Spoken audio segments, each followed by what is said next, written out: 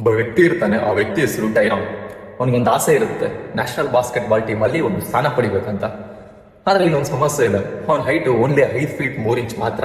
ನಮಗೆ ಬಾಸ್ಕೆಟ್ಬಾಲ್ ಅಂದ್കൂടെ ನಮಗೆ ಅನ್ಸೋದು ಎಲ್ಲ ಹೈಟ್ ಇರೋ ಪ್ಲೇಯರ್ಸ್ನೇ ಆಡ್ತಾರಂತ. ಲೋಕಲ್ ಅಲ್ಲಿ ಚಿಕ್ಕ ಚಿಕ್ಕ ಟೂರ್ನಮೆಂಟ್ ಆಡ್ತಿರ್ಬೇಕಾದ್ರೆ ಟೈರಾನ್ ಅಲ್ಲಿ ಹೋಗಿ ನಾನು ಆಡ್ತೀನಿ ಅಂತ ಕೇಳ್ತಾರಂತೆ. ಆಗ ಅಲ್ಲಿರೋ ಪ್ಲೇಯರ್ಸ್ ಪೋಸ್ಟ್ ನೋಡ್ದೆ ಎಷ್ಟು ಹೈಟ್ ಇದೆ ಅಂತ ಹೇಳಿ ಅವಮಾನ ಮಾಡ್ತಾರೆ. ಹಾಗ ಅಲ್ಲಿ ಒಬ್ಬ ವ್ಯಕ್ತಿ ನಿನ್ ಲಾಜಿಕ್ ಏನಂತ ಕೇಳ್ತಾನಂತೆ. ಆಗ ಟೈರಾನ್ ಹೇಳ್ತಾನೆ, ಇಲ್ಲಿರೋ ಎಲ್ಲ ಹೈಟ್ ಇರೋ ಪ್ಲೇಯರ್ಸ್ ಬಾಲ್ ನ ಗೋಲಿಗೆ ಹಾಕ್ತಾರೆ, ಆದ್ರೆ ಅಪೋನೆಂಟ್ ಕೈಯಿಂದ ಬಾಲ್ ನಾವು ತಕ್ಕೊಂಬರಕ್ಕೆ ಬಂದ್ ಬೇಕಲ್ಲ ಸರ್, ಅದ್ ನಾನ್ ಮಾಡ್ತೀನಿ, ಟೀಮ್ಗೆ ಸ್ಕೋರ್ ಬರೋದೇ ಇಂಪಾರ್ಟೆಂಟ್ ಅಲ್ವಾ ಅಂತ ಹೇಳ್ತಾನಂತೆ. ಆತ ಯಾವ ರೀತಿ ಪ್ರಾಕ್ಟೀಸ್ ಮಾಡ್ತಾ ಇದ್ದ ಅಂದ್ರೆ, ಎಂಟಿ ಬಾಸ್ಕೆಟ್ಬಾಲ್ ಕೋರ್ಟ್ ಅಲ್ಲಿ ಹಣೆಗೆ ಒಂದು ಬ್ಯಾಂಡ್ ಕಟ್ಕೊಂಡು ಧಾರಧಾರವಾಗಿ ಪೇಪರ್ಗಳನ್ನ ಹಾಕೊಂತ ಇದ್ದಾನೆ. ಅಂದ್ರೆ ಏನು ಕ್ಲಿಯರ್ ಆಗಿ ಕಾಣಬಾರದು ಅಂತಲ್ಲಿ ಬಾಲ್ ನ ಟ್ರಿಬ್ಲಿಂಗ್ ಮಾಡ್ಕೊಂತ ಹೋಗಿ ಬಾಲ್ ನ ಗೋಲ್ಗೆ ಹಾಕ್ತಾ ಇದ್ದಂತೆ.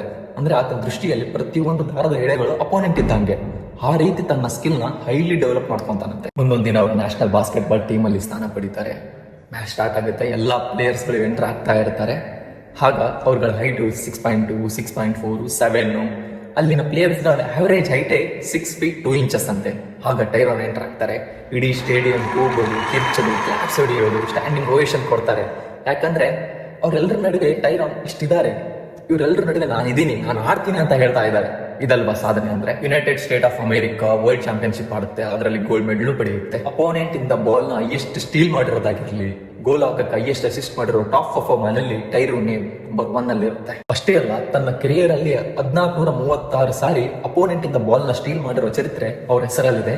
ಅವರ ಕೆರಿಯರ್ ಮುಗಿದ ಮೇಲೂ ಕೂಡ ತುಂಬಾ ಬಾಸ್ಕೆಟ್ಬಾಲ್ ಪ್ಲೇಯರ್ಸ್ಗೆ ಅವರೊಬ್ಬ ಕೋಚ್ ಆದ್ರು. ನನಗೆ ಈ ಕತೆ ಕೇಳಿದ್ಮೇಲೆ ಅನ್ಸಿದ್ದಿಷ್ಟೇ, ಆಟದಲ್ಲಿ ಗೆಲುವು ಮತ್ತೆ ಸೋಲು ಅಂತ ಇರುತ್ತೆ. ಆದ್ರೆ ನನ್ನ ಪ್ರಕಾರ ನಾವು ಗೆಲುವಿಗಾಗಿ ಯಾವತ್ತು ಪ್ರಯತ್ನ ಪಡೋದು ನಿಲ್ಲಿಸ್ತೀವೋ ಅದು ನಿಜವಾದ ಸೋಲು.